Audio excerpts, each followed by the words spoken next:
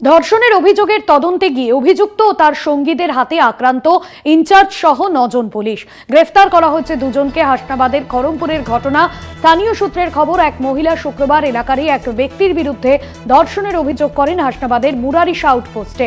অভিযোগ পাওয়ার পরেই তদন্তে নামে পুলিশ। বেশি রাতে খড়মপুর এলাকায় অভিযুক্তের বাড়িতে তদন্তে যায় পুলিশ। তখনই ওই অভিযুক্ত এবং অভিযুক্তর সঙ্গীরা পুলিশদের ঘিরে ফেলে লাঠি দিয়ে মারধর করে।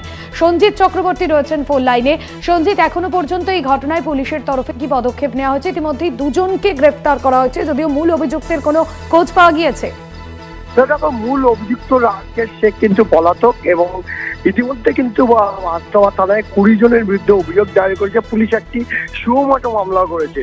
তুমি জানো, বিশেষ করে উত্তর 24 পরগনার যে আস্তাবা থানার যে খড়মপুর রয়েছে, সেই খড়মপুর এলাকায় এক যুবক তার বিয়ের প্রতিশ্রুতি দিয়ে একাধিকবার ধর্ষণ করে বলে অভিযোগ। সেই অভিযোগের ভিত্তিতে, অর্থাৎ নির্যাতিতার লিখিত অভিযোগের ভিত্তিতে গতকালকে যখন বেবিয়া চৌমাদার যে ভারপ্রাপ্ত পুলিশ আধিকারিক সহ 9 জন পুলিশ কর্মী সেখানে গিয়েছিল, তারা আক্রান্ত হয় এবং অভিযুক্ত এবং তার সহকর্মীদের হাতে আক্রান্ত হয় এবং তাদের ঘিরে ধরে তাদের এলোপাতারি বা লাঠি, লোহার রড দিয়ে বেধড়ক মারধর করা হয়। তখন স্থানীয় বাসিন্দারা এসে তাদের উদ্ধার করে যেমন বেবিয়া আউটপোস্টে নিয়ে আসা হয়। পাশাপাশি টাকি গ্রামীণ হাসপাতালে ভর্তি করা হয়। তাদেরকে 3 ঘন্টা চিকিৎসা করার পর অবজারভেশনে তাদের ছেড়ে দিলেও এই ঘটনার সঙ্গে যে মূল অভিযুক্ত সে এখনো পর্যন্ত রাকেশ শেখ ফেরার এবং ইতিমধ্যে 2 জনকে পুলিশ গ্রেপ্তার করেছে। তাদেরকে জিজ্ঞাসাবাদ করে তদন্ত শুরু করেছে এবং তাদেরকে আজ বসিরহাট মহকুমা আদালতে তোলা হয় এবং তাদের নিজেদের হেফাজতে চাইছে। অর্থাৎ পুলিশ হেফাজতে নিয়ে কেনই বা পরিকল্পিত হামলা করলো, কেন আসলো, এটা পুরোটাই তদন্তকারীরা দেখে নিতে চাইছে।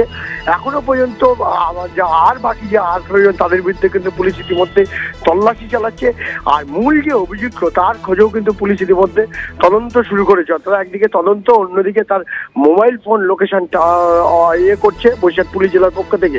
এখন এই প্রশ্ন বারবার উঠে আসছে আরজিকর ঘটনার পরে, বিশেষ করে যে ঘটনা যা তুমি জানো সম্প্রতিকালে এই ঘটনা ঘটে যাওয়ার পরে যে এখনো পর্যন্ত যে বিচার, সে বিচারের দাবিতে আন্দোলন চলছে। তার মধ্যে এই ঘটনা যে অভিযোগ হলো, তাকে অভিযোগের ভিত্তিতে নির্যাতিতা সেই গ্রামে গেল পুলিশ এবং তাদের উপরে যে পরিকল্পিত হামলা চালালো, বিশেষ করে অভিযুক্ত এবং তার সহকর্মীরা, তারা কিন্তু রীতিমতো চাঞ্চল্য ছড়িয়েছে। ইতিমধ্যে কিন্তু বসিরহাট পুলিশ জেলার পক্ষ থেকে কঠোর পদক্ষেপ নেওয়া হয়েছে।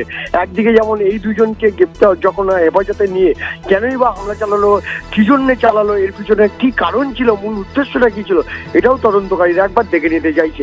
ভাস্বতী, ধন্যবাদ সঞ্জিত।